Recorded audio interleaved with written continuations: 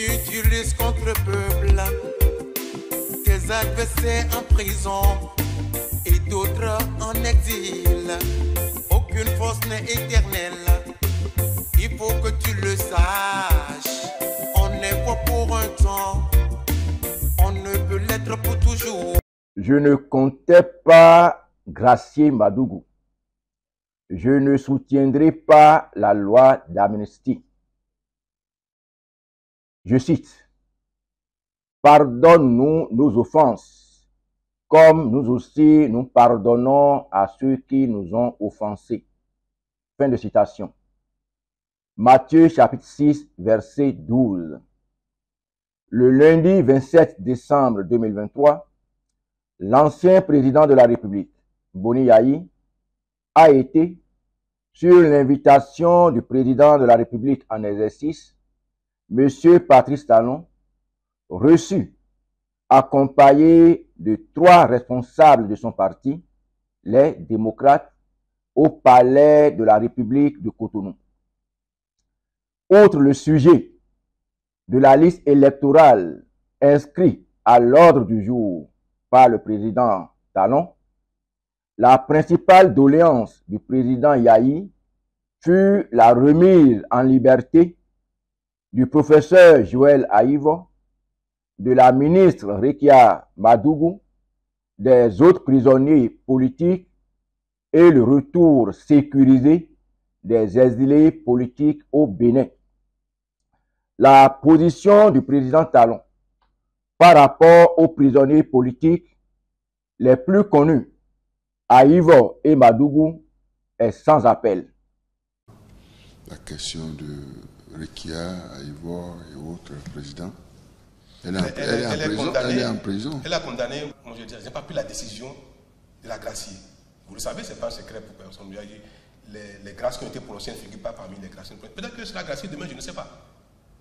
Demain, à chaque jour, sa peine et ses entendements, engagements et consorts, mais aujourd'hui, elle n'est pas graciée. Je vous avais dit ça, M. le Président. Ce n'est pas la première fois que je vous ai dit que je ne comptais pas la gracier.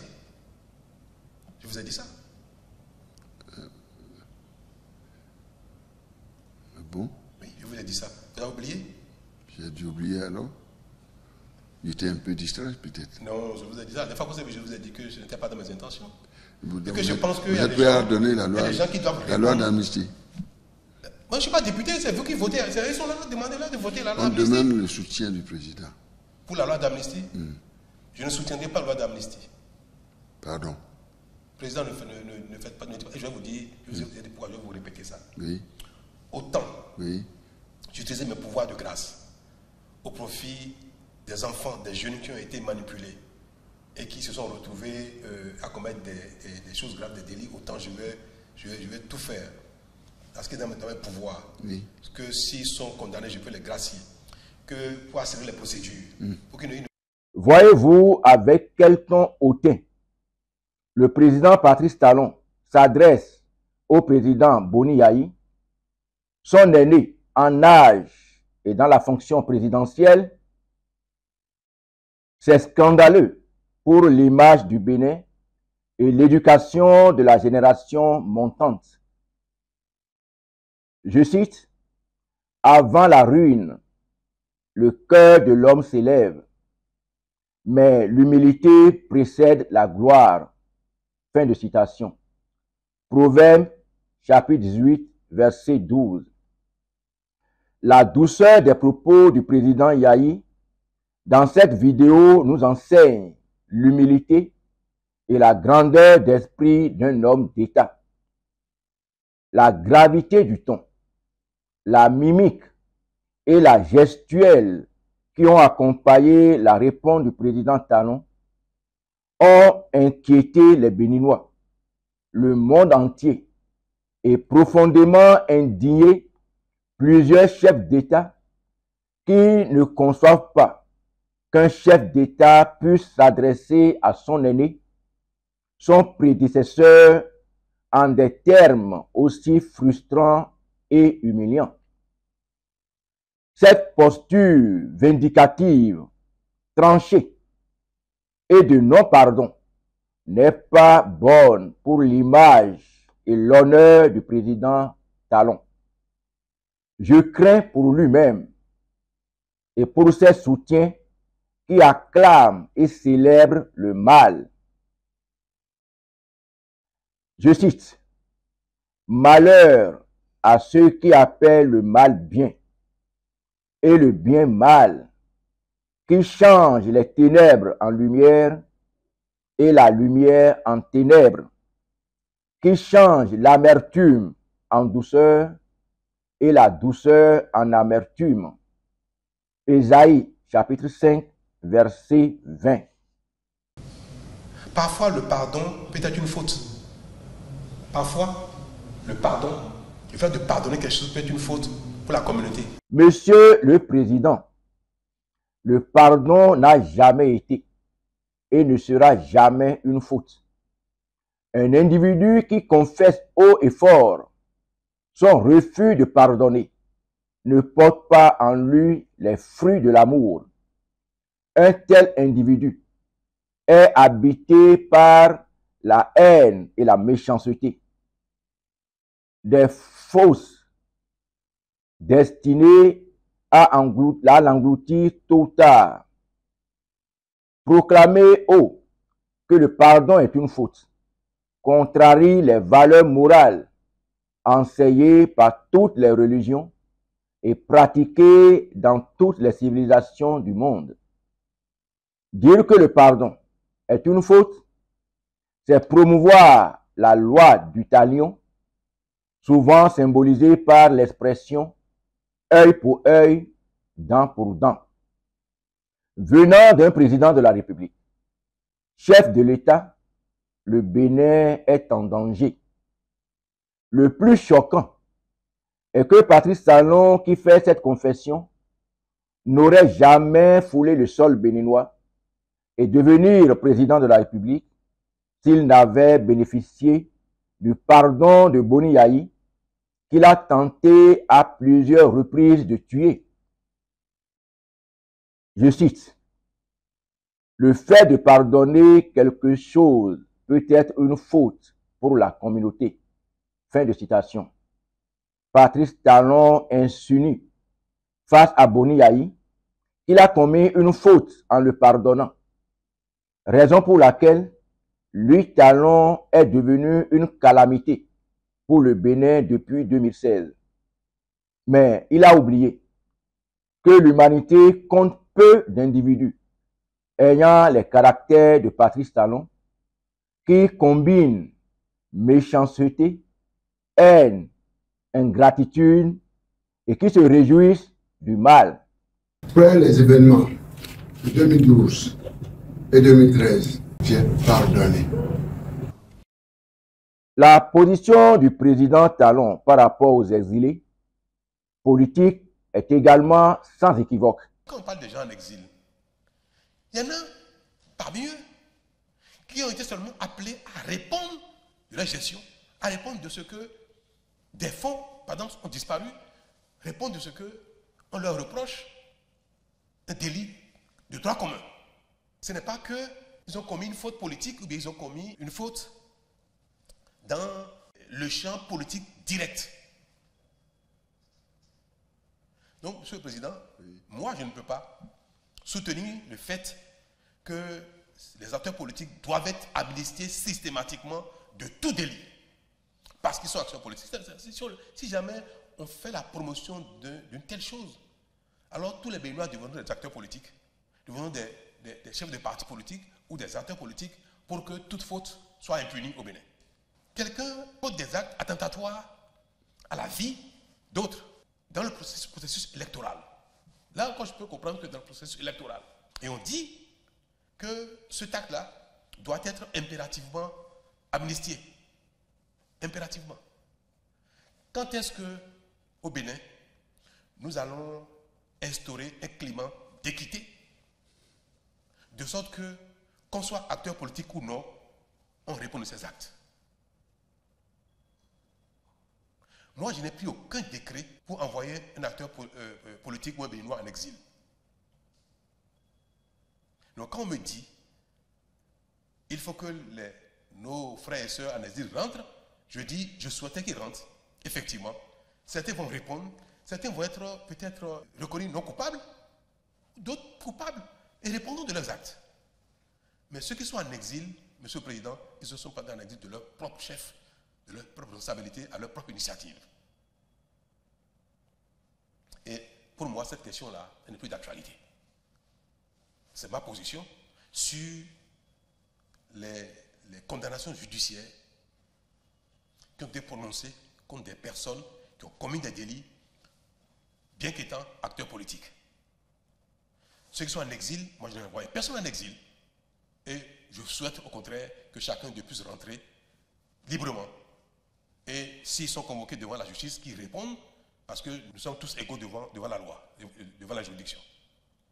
Et c'est pour ça que, Monsieur le Président, Monsieur le Vice-président, je voudrais que cette question-là, en ce qui me concerne, ne fasse pas l'objet de beaucoup de débats, parce que ma position est claire là-dessus. Le président Talon ne cesse de nous surprendre.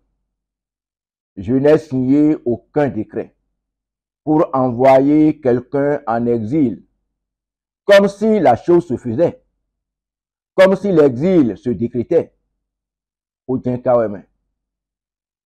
Qui avait signé le décret d'exil de Patrice Talon? Mais si vous suivez l'actualité politique au Bénin un petit peu, si vous êtes un peu impliqué ou suivi de loin, vous avez dû savoir qu'en 2007, alors que le président Boni Yayi venait de s'installer à la Marina, à peine un an après, le président Boni Yayi a créé le FCBE pour les élections législatives qui ont eu lieu en 2007. Patrice Talon a combattu le FCBE en 2007, visiblement. Et j'ai soutenu activement, visiblement, l'Alliance pour l'Ogedé. Et à l'époque, l'opposition avait gagné les élections législatives en 2007.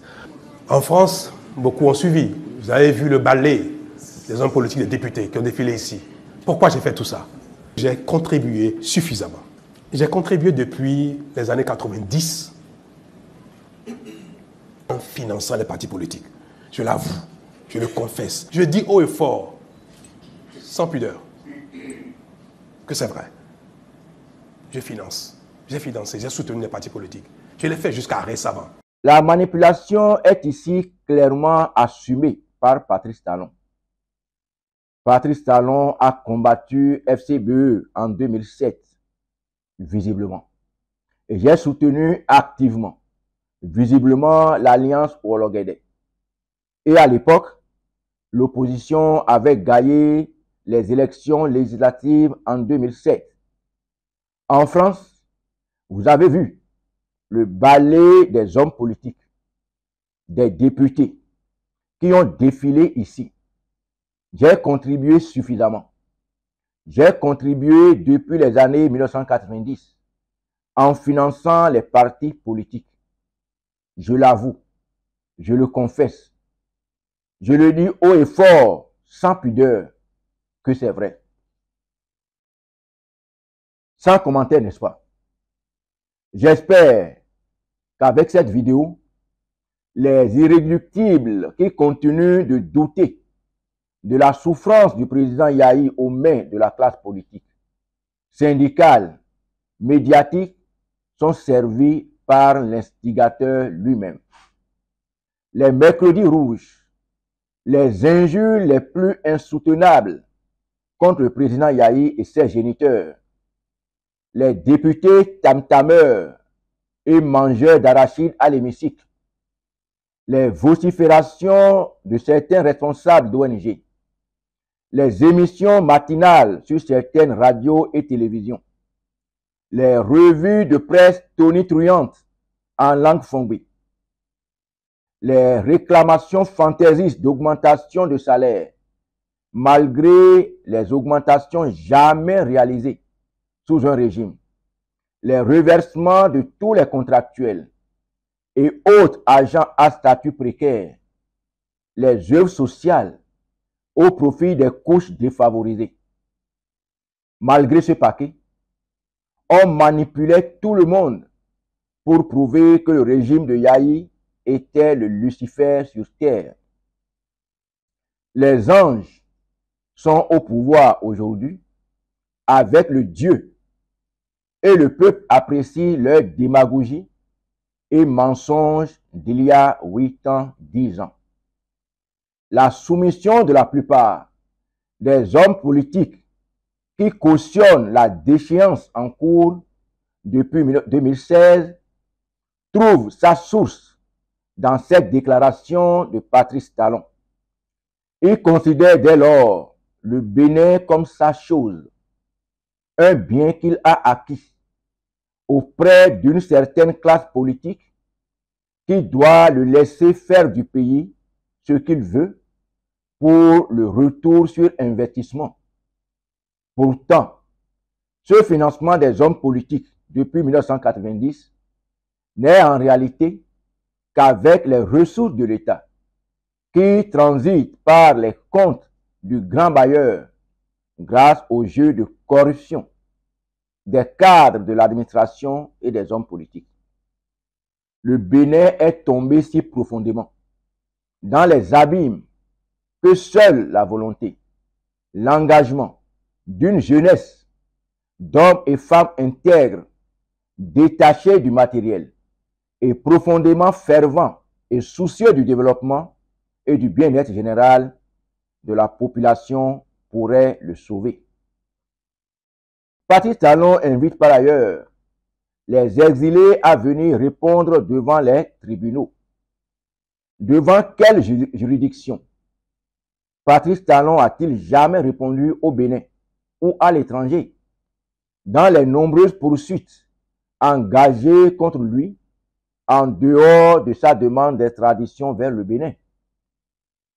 De Kérékou à Yaï, en passant par Soglo, Patrice Talon a eu des démêlés avec la justice et chaque fois que l'on veut l'arrêter pour répondre de ses crimes, il fait le mur. Le voilà en donneur de leçons. Dans le journal français Le Monde, publié le 18 mars 2016, l'on peut clairement lire ce titre. Bénin, les nombreuses casseroles du candidat Talon. Je cite quelques portions. Une ombre a plané sur la campagne électorale au Bénin. Les procédures judiciaires en cours en France, en Suisse et au Bénin contre l'ancien roi du coton. Je cite encore, la part d'ombre de Patrice Talon tient à la fois à son enrichissement considérable grâce à des subventions et à des appuis politiques et à la multiplication de poursuites judiciaires dont plusieurs sont encore ouvertes. C'est sur ce sujet que Lionel Zinsou lui a réservé ses rares attaques dans le débat télévisé qui a opposé les deux hommes jeudi 17 mars. Nous pouvons difficilement parler avec sérénité de la justice, a lancé le Premier ministre, parce que je n'ai pas une dizaine de procédures judiciaires contre moi. Et quelques instants plus tard, quand un justiciable comme vous est beaucoup plus puissant que la justice, il y a un problème. Cette dernière séquence des propos de Lionel Zinsou parlant de Patrice Talon traduit à suffisance les accointances de l'homme avec les milieux judiciaires depuis fort longtemps. Ce qui empêche certains juges de dire le droit, encore que Patrice Talon n'ait jamais eu le courage de se présenter devant les juridictions dont il sait bien gérer le personnel à sa manière. Maître Joseph Djogbenou, qui s'extasiait, connaît bien les pratiques de son client et la manière dont certains procès supposés gagnés l'avaient été au profit de son client. À chacun de se faire une opinion sur celui qui, en position d'autorité aujourd'hui, appelle d'honnêtes citoyens à venir répondre devant une justice instrumentalisée, non indépendante, Une criette dont tout le monde sait que les décisions sont rédigées soit à la présidence de la République, soit au ministère de la Justice. Malgré ces nombreuses poursuites ouvertes contre Patrice Talon, il a obtenu le pardon de Boni Yayi et est rentré au Bénin. Veuillez remarquer la joie du retour de Talon au pays et l'appréciation du geste de Yayi par les citoyens.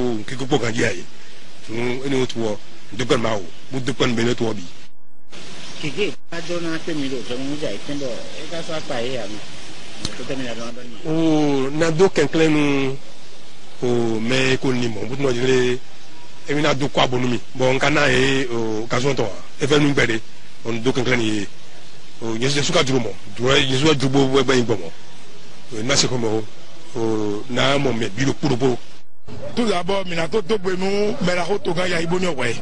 De do ko mo hun. Do e popo pe nu be kale po gaji, o we ton kale wa, de ma do tro si wa. We go na do e do nu kokoro be te wa pe. Me ye mo do me be te no ko pe wa na le o, e we no bibi na we. To ga do, e mi se ko ke e bi do, ye bi, ta on do ko no wa. Ye me ko kon ile bi o, ye bi ni wa. Mi do to me fi o bo ko Olivier wa, Angelo Uso lo wa. Ba e bi mo vivo, Talon lo ene wa ne. Patrice Talon, qui a fui du Bénin, reconnaît enfin la bonté du président Yayi, des autorités du Bénin et du peuple béninois qui activement ont œuvré pour son retour au pays. Ah, c'est donc difficile de vivre en exil et retrouver son pays pourrait procurer de la joie. Une fois, le président Patrice Talon apprécie la qualité de la gouvernance de Yayi, qui a laissé un pays où les institutions fonctionnaient merveilleusement bien et où les principes démocratiques étaient sacrés. Président Patrice Talon, nous vous laissons à votre conscience avec vos déclarations méprisantes vis-à-vis des exilés. Dieu leur fera également grâce, plaise le ciel. Mais la bonne preuve que je suis là parmi vous. Je suis bien revenu chez moi, vous voyez bien, sain et sauf. Il me reste qu'à remercier mes concitoyens et surtout rendre grâce au ciel de m'accorder cette grâce de retrouver la terre de mes ancêtres, ce pays que j'aime tant. Vous savez, je peux vous avouer que aller au charbon et vaincre la fatalité avec mes concitoyens est désormais mon défi ultime. Je vais y aller. Je voudrais pouvoir, avec vous, avec mes concitoyens, avec tout le monde, contribuer à mettre ce pays sur le chemin de développement. Cela exprimer ma reconnaissance, toute ma gratitude, parce que le soutien, la chaleur de notre pays m'a soutenu, m'a motivé, et le résultat que je suis là, en pleine forme. J'ai le cœur en joie, comme on dit, pour répéter, pour paraphraser quelqu'un qui le dit bien souvent ici. Je suis heureux. Je vais très bien, et je voudrais donc à nouveau dire merci à mes concitoyens, au peuple béninois, aux autorités béninoises qui m'ont permis de rentrer dans mon pays sain et sauf. C'est pas rien. Je crois que vous savez très bien que le monde entier redoutait quelque chose. Est-ce qu'il va rentrer chez lui? Est-ce que les autorités vont le laisser rentrer? Est-ce qu'il va pas lui arriver un malheur? Vous voyez, j'ai été bien accueilli à l'aéroport. Je suis fier de mon pays, fier de mes autorités, qui, ensemble avec vous, avec nous, ont ainsi prouvé que le Bénin est un grand pays, et que nous savons dépasser nos contradictions, nous savons oublier nos rancœurs, nos différends, parce que c'est un beau pays dans lequel chacun veut bien vivre en paix et tranquillement. Béninoises, Béninois, chers compatriotes, je voudrais formuler une doléance à l'endroit de la hiérarchie militaire et policière, surtout les proches collaborateurs militaires et policiers du président Patrice Talon. Un chef d'État ne compte que sur la force publique, incarnée par l'armée, la gendarmerie, la police d'une nation, pour exprimer sa toute-puissance. Il ne fait aucun doute que le Bénin, par le truchement de lois abjectes et chrysogènes, est devenu un État policier avec un pouvoir autoritaire aux mains du régime autocratique de Patrice Talon qui compromet l'indépendance de la justice, de toutes les institutions de contre-pouvoir du pays pour semer la terreur afin de compromettre la paix, la concorde et l'unité nationale. Les faux procès et les condamnations arbitraires d'une justice instrumentalisée ont privé nombre de citoyens béninois, dont le professeur Aïvo Joël et la ministre Madougou Rekia, de leur liberté. Ils sont de surcroît gardés au dire de leurs avocats dans des conditions inhumaines. Les hautes personnalités civiles de l'intérieur comme de l'extérieur ont tenté depuis quelques années en vain de faire entendre raison au président Patrice Talon. Des anciens présidents de la République, les évêques de la conférence épiscopale du Bénin, les imams de la communauté islamique du Bénin, en passant par les rois, les notables, les intellectuels, ils n'arrivent toujours pas à faire fléchir Patrice Talon pour la libération des otages politiques. Malgré sa détention, le professeur Aïvo continue d'encadrer ses étudiants en thèse. Depuis la prison, la ministre Madougou continue de soutenir certaines communautés par des œuvres sociales et humanitaires. Ces deux personnalités, ainsi que tous les autres prisonniers politiques, ont des enfants à bas âge qui stressent en raison de la séparation prolongée d'avec leurs géniteurs. Veuillez penser à l'avenir de ces âmes innocentes. Quid des étudiants qui ont déjà perdu plusieurs années académiques? La force, la teneur, la tonalité, la mimique et la gestuelle du président Talon, dans ses récentes déclarations en réponse à la demande de pardon du président Boni Yahi au profit des prisonniers et exilés politiques, le lundi 27 novembre 2023, au Palais de la République du Bénin, témoigne de l'effondrement des valeurs morales à la tête de notre pays et de la menace qui pèse sur chaque citoyen avec un président de la République qui confesse publiquement que pardonner est une faute. La cohésion sociale et l'unité nationale sont gravement menacées. Ce n'est bon ni pour la mouvance ni pour l'opposition. Eu égard à ce qui précède, je suis au regret de remarquer que toutes les voies de recours pour obtenir la libération des otages politiques s'épuisent peu à peu. À présent, j'invite humblement le haut commandement militaire, rempart et gage de Patrice Talon, à aller lui dire qu'en toute chose, qu'il faut savoir raison garder. La doléance que je formule n'est pas une nouveauté. C'est le moment pour moi de faire une ultra-confidence connue de peu de Béninois.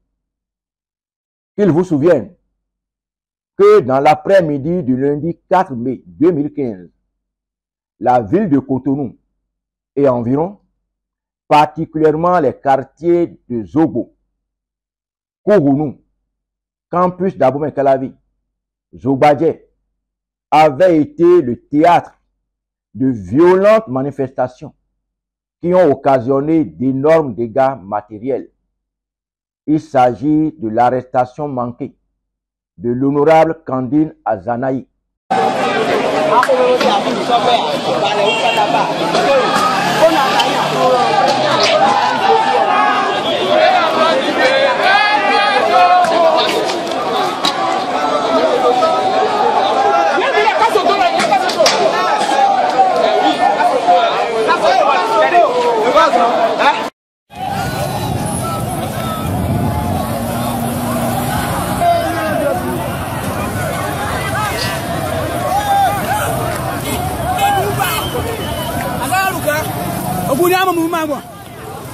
C'est bien.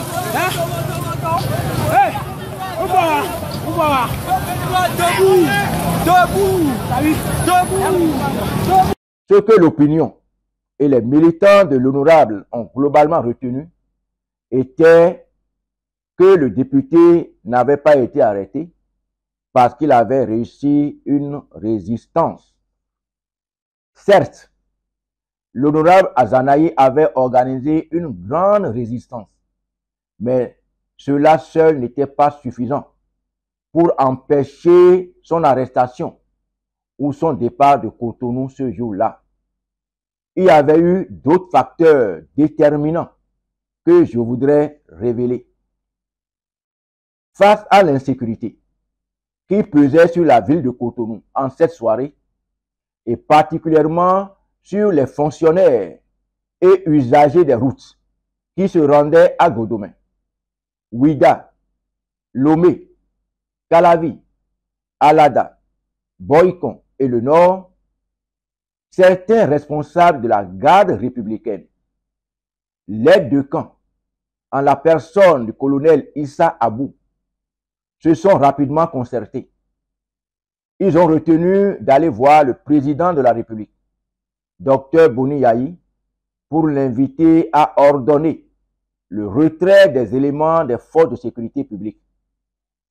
En raison du niveau de la tension et de la colère du chef de l'État cette nuit, il restait celui qui aura le courage, le premier à aborder le sujet en présence du président de la République.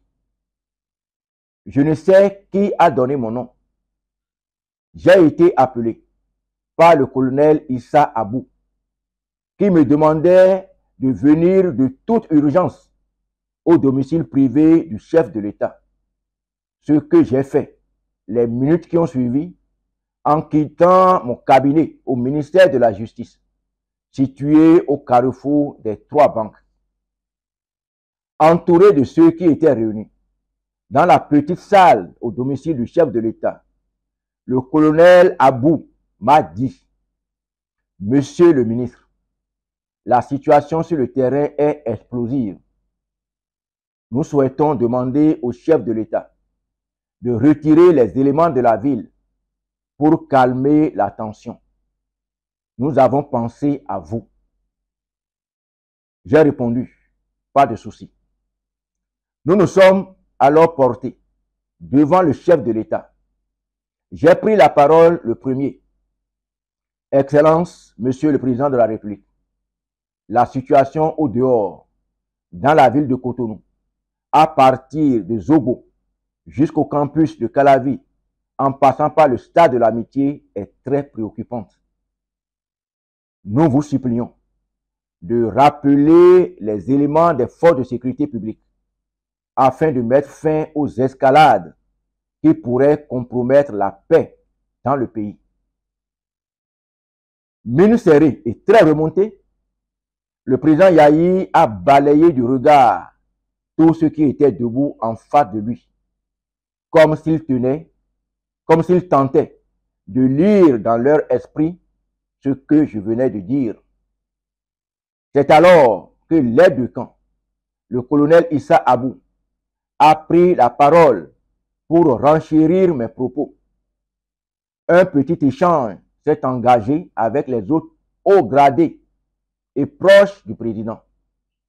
Par la grâce de Dieu, nous avons obtenu du président Boni Yayi l'autorisation de faire replier les éléments des forces de sécurité publique. Les généraux Issa Abou, Bertin Bada, vous avez été les témoins oculaires et vivants du témoignage que je viens de faire. Hier, vous étiez aux côtés du chef de l'État Boni Yayi et nous avons ensemble réussi cette noble mission salutaire auprès de l'autorité. Aujourd'hui, Dieu vous a fait la grâce d'être à nouveau aux côtés du chef de l'État Patrice Talon, qui certes ne partage pas les mêmes valeurs humaines avec Yayi. Malheureusement, depuis 2019, dans les différentes crises ayant occasionné des morts d'hommes, l'histoire est en train de retenir votre nom dans le mauvais registre. C'est encore possible pour vous de redorer un peu vos blasons. Général Fructueux Baguidi, ensemble avec vos collègues du haut commandement militaire, une responsabilité immense pèse désormais sur vos épaules pour la sauvegarde de la paix et de l'unité nationale. Je vous prie de vous rapprocher de l'autorité pour lui prodiguer d'utiles conseils aux fins de libérer les prisonniers, de faire rentrer en toute sécurité les exilés politiques, d'abandonner à jamais son projet de révision constitutionnelle pour un troisième mandat et de réunir au plus tôt les forces vives pour un dialogue inclusif. Vous savez tous, autant que le chef de l'État, qu'ils sont des innocents dont vous abusez à cause du pouvoir éphémère entre vos mains et que la paix au Bénin est gravement menacée. J'ai conseillé que Dieu protège le Bénin. Je vous remercie.